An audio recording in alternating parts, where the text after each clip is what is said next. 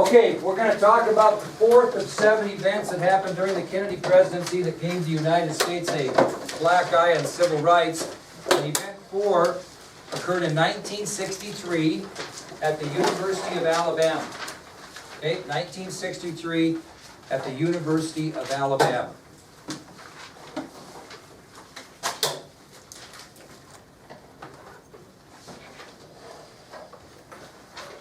Okay, event 4, 1963, University of Alabama. On June 11th, 1963, Alabama Governor George Wallace personally prevented 2 Negro students from enrolling at the University of Alabama. On June 11th, 1963, Alabama Governor George Wallace personally prevented 2 Negro students from enrolling at the University of Alabama. I don't have a picture, I should, but here's a hand signed letter from George Wallace when he was governor of Alabama in 1971. So he's a very popular governor there, was elected several times. And on June 11, 1963, he personally prevented 2 Negro students from enrolling at the University of Alabama. Now, Wallace made a much bigger scene than our other fellow, that was the governor of Mississippi, Ross Barnett. What happened is Wallace got in front of Foster Auditorium on campus, which is a pretty visible landmark of the campus, Foster Auditorium. And he stood in front of Foster Auditorium at the university and publicly promised in front of the media, quote, segregation in the state of Alabama today, tomorrow, and forever. So, as he was denying admission to 2 Negro students on June 11, 1963, at the University of Alabama, Governor George Wallace stood in front of Foster Auditorium on campus and said publicly in front of the media, quote, he promised, quote, segregation in the state of Alabama today, tomorrow, and forever. Segregation in the state of Alabama today, tomorrow, and forever. That went down in civil rights history as the, quote, stand in the schoolhouse door. And that's on your ID sheet, I believe. So that comment that George Wallace made in front of Foster Auditorium at the University of Alabama, where he publicly promised, quote, segregation in the state of Alabama today, tomorrow, and forever, went down in civil rights history as the, quote, stand in the schoolhouse door. Okay?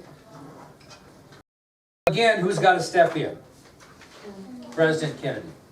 Okay, now, what he did is Wallace was confronted by federal marshals, members of the National Guard of Alabama, and Kennedy sent Deputy Attorney General Nicholas Katzenbach as well to put the pressure on Wallace to enroll these 2 students.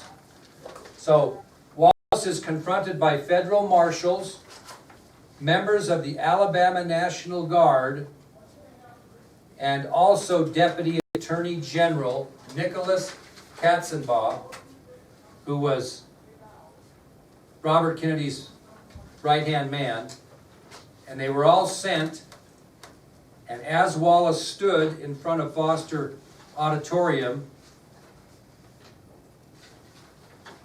Katzenbach presented him with documentation from the president that he would what? Allow those 2 Negroes to enroll. So when confronted by federal marshals, members of the Alabama National Guard, and Deputy Attorney General Nicholas Katzenbach, Governor Wallace finally stood aside. Now, here's a picture right here, kind of an interesting picture.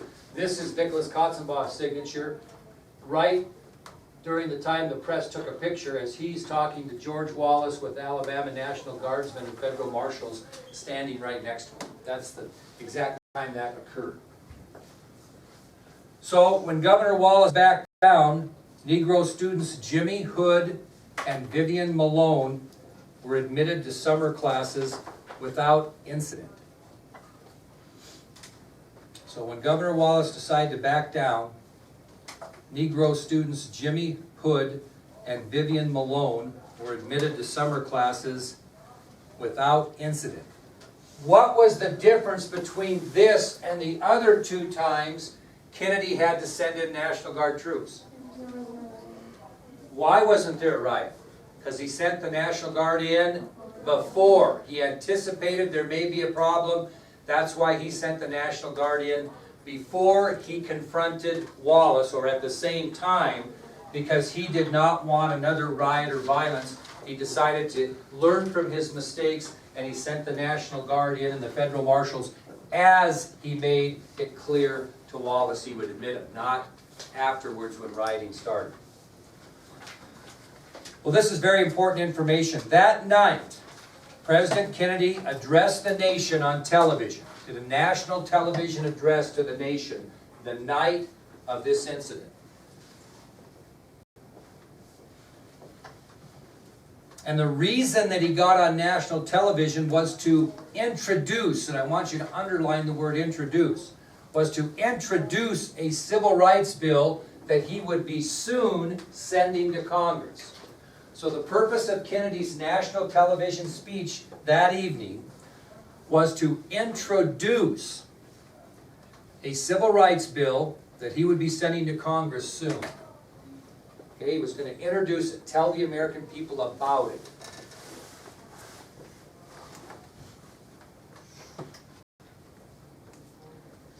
This new bill would eventually be called the Civil Rights Act of 1964. This bill that Kennedy is introducing to the American people on the evening of June 11th, 1963, would eventually be passed and be called the Civil Rights Act of 64. Why do I say that? Because Johnson continues to draft. Right, after Kennedy's assassination, Johnson will continue and make sure this piece of legislation gets through Congress. Now, there's some more things to this that will make sense. But here are some of the things Kennedy said in his speech that night. I want you to write it down, just want you to listen and see what point he was making. He said, quote, "This nation was founded by men of many nations and backgrounds. It was founded on the principle that all men are created equal. And when Americans are sent to Vietnam or West Berlin, we do not ask for whites only. It ought to be possible, therefore, for American students of any color to attend any public institution they select without having to be backed up by troops. Are we to say to the world, and much importantly to each other, this is a land of the free, except for Negroes, that we have no second-class citizens in America except Negroes?" Okay, point there. We're hypocrites. Yeah, we're supposed to be the land of the free. You know, we don't, when we send soldiers to Vietnam, do we worry about if they're black or, oh, you're black, you can't go fight in Vietnam? No, that's his point. We have to be more equitable in how we do things. So that sums up event number 4 of the 7 that we're talking about. Okay? Event number 5 is the assassination of a civil rights leader. And it occurs on June 11th, 1963. Occurs on June 11th, 1963. And Haley looks at me like, wait a minute, that's the same day we just talked about number 4. And she is correct. On June 11th, 1963, just hours after Kennedy's national television speech on civil rights, a man pulled into his driveway after returning from an important meeting. Okay, on June 11th, 1963, just hours after Kennedy's national television speech on civil rights, a man pulls into his driveway after returning from an important meeting.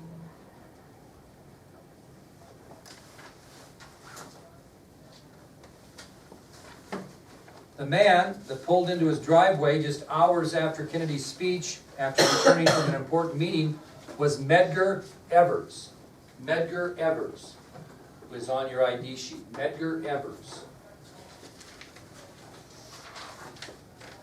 And Medgar Evers was coming from a meeting of the NAACP, which is the National Association for the Advancement of Colored People. Medgar Evers was coming from a meeting of the NAACP, or the National Association for the Advancement of Colored People. And he just happened to be the president of the Mississippi NAACP. There's a national NAACP that has presidents, vice presidents, etc. And then each state in our union has a branch of the NAACP. And each of those has a president and other officers. Well, it just so happened that Medgar Evers, at this point in history, was the president of the Mississippi NAACP. And he was pulling into his driveway after returning from an important meeting. He stepped out of his car and he was carrying t-shirts that read, "Jim Crow must go." Well, I wish I could find one of those.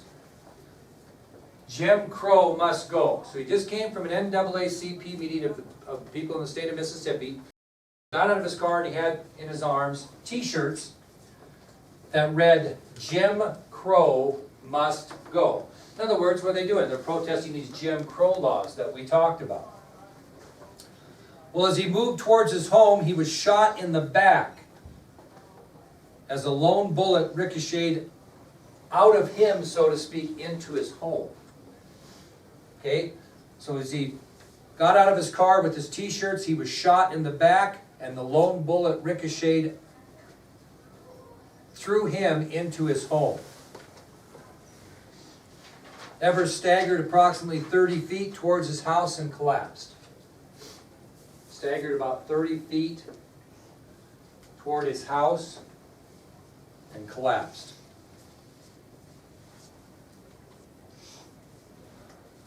He was pronounced dead less than an hour later at a local hospital.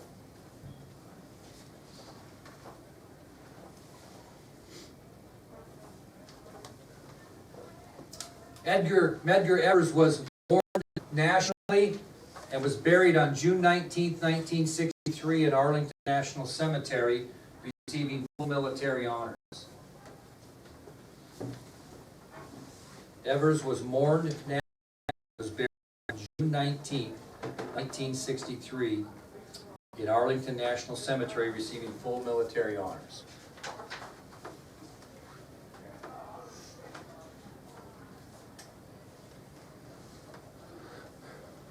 Four days later,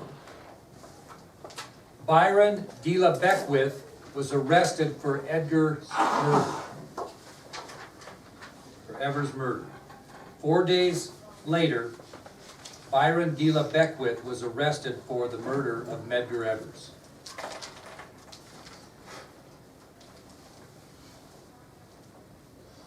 Byron de la Beckwith was arrested for his murder 4 days after his funeral. Two different all-white juries deadlocked, which meant that Beckwith did what? Walked. Escaped without justice. Hung juries twice. What's a hung jury? What's a deadlocked jury mean? Jury, in a jury trial, every member of the jury has to believe the same thing, guilty or not guilty. If they can't do that, it's called a hung jury. The person goes free. They deadlocked twice. Twice. They couldn't come up with a all guilty or all non-guilty verdict, and so he walked. You can imagine the uproar that this caused among civil rights leaders, members of the movement, both blacks and whites. One particular white person that supported civil rights was musician Bob Dylan. And he was so enraged by this situation, he wrote a song that was entitled "Only a Pawn in Their Game." And it was about Evers, his assassination, and the injustice that was served in the case. So people were in an uproar, civil rights people. And in protest, musician Bob Dylan wrote a song entitled "Only a Pawn in Their Game." And that song, if you get a chance to pull it up on iTunes or whatever you do, was about Evers, his assassination, and the injustice that was served in the case. In 1994, 30 years later, Byron de la Beckwith was brought back to trial based on new evidence that was found. 30 years after this occurred in 1994, actually over 30 years, Byron D. LeBeckwith was brought back to trial based on new evidence that they had accumulated in the case.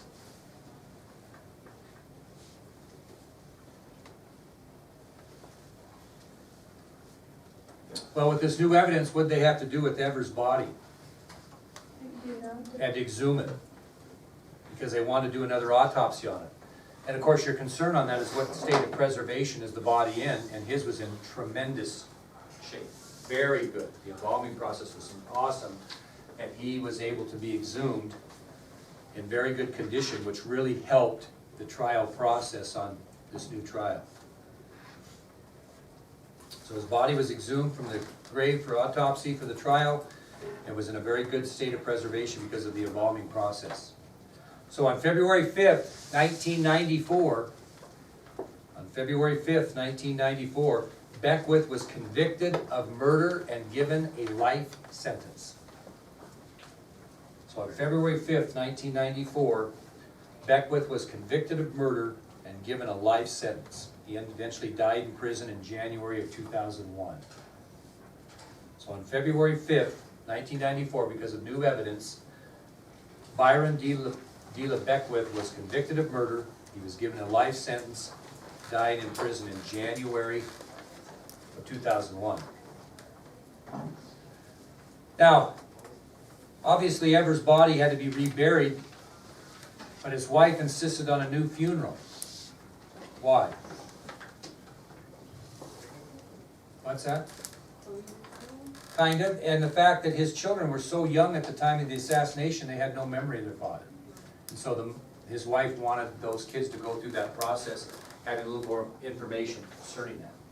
So his body was reburied, a new funeral was staged, and this permitted Evers' children a chance to see him, as they were very young at the time of his assassination, had very little memory of their father. So that's event number 5. Now, I'm going to take you kids when we go to Arlington, and it's kind of a neat thing when you go into Arlington. We're going to go on we're going to go up to Kennedy gravesite, and then we're going to go over to Robert Kennedy and then Ted Kennedy. Then we're going to run to the changing of the guard. Then we're going to do some. We're going to come back around and see Robert E. Lee's home, and then we're going to kind of backtrack and see some other graves. And one of the graves that we will see on the way out of Arlington will be Medgar Evers, which is right on the way out, so to speak. So you'll get an opportunity to see where he's buried. Okay, event number 6. That must be a new clock. Is that a new clock? Yeah. Okay. Event number 6 occurred on August 28, 1963, the March on Washington. Event number 6 occurred on August 28, 1963, the March on Washington. Now, this event really didn't give us a black eye concerning civil rights, but the way it was set up, there was some huge concern it might. Okay, but actually it comes out pretty darn good. So, on August 28, 1963, we have what's called the March on Washington. Okay, what day did Kennedy give his speech about this new piece of legislation, civil rights legislation he was going to send? What day was that? June 11th. On June 18, he actually sent the new civil rights bill to Congress.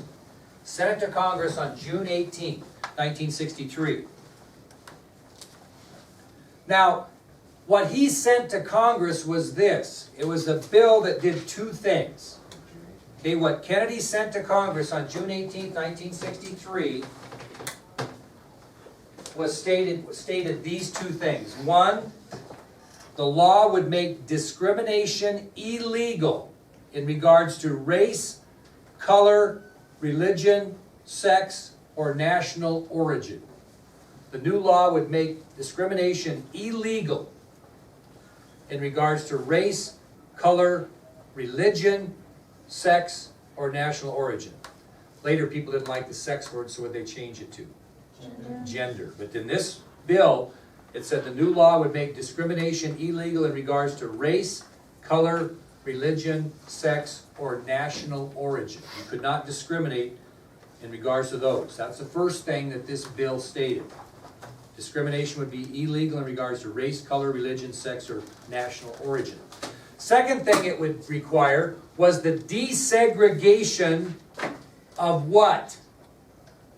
That has not been legally desegregated. Schools have, right? Public places? There you go. Hotels, restaurants, theaters, and all other public places that were segregating Negroes at the time.